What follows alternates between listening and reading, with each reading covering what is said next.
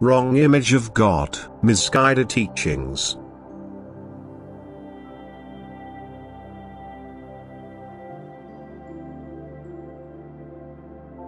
What kind of distorted image of my being do you get when I am portrayed to you as a God of wrath and vengeance, as a strict judge without mercy, who only punishes and condemns and never shows mercy?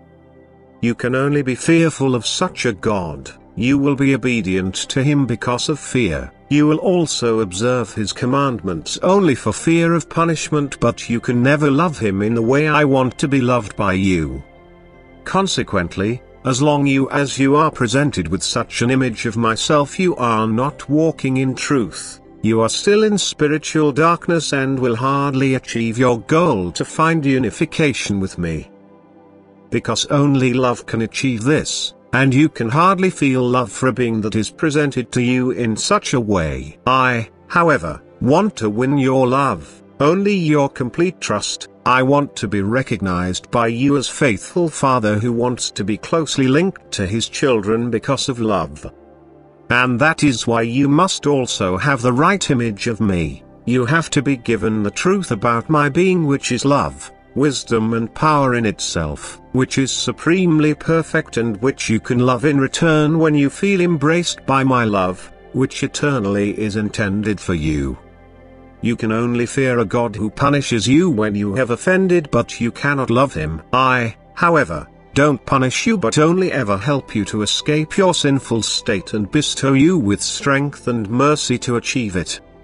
And I will never cast into the abyss what has become sinful. I will never condemn it but always attempt to lift it from the depth, because I take pity on it since it has taken the path into the depth itself. And all methods I use to lift again what has fallen, what has become sinful, are evidence of my love and not acts of punishment which are incompatible with my infinite love.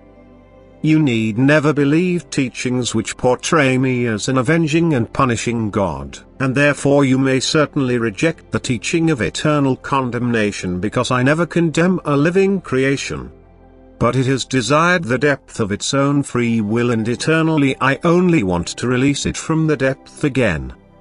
However, that my justice may not be abolished should explain to you that I cannot give happiness to a being which has voluntarily distanced itself from me and desired the depth. But when you think of me, you should always regard me as a benevolent, exceedingly affectionate Father who is always willing to give you his love, but who, due to his perfection, cannot act regardless of eternal order.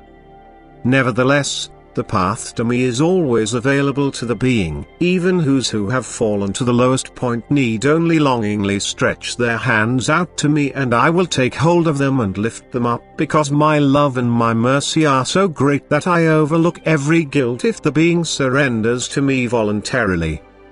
Then I can delete the guilt, because for that reason I had shed my blood in the man Jesus. Thus the guilt has been paid for as justice demands. And if my being is described to you in all truthfulness, you will not find it difficult to take the path to me voluntarily. But you will give little love to a God whom you must fear, and thus the pure truth has to be given to you. Spiritual knowledge which gives you clear information about me, your God and Creator, who wants to be your Father.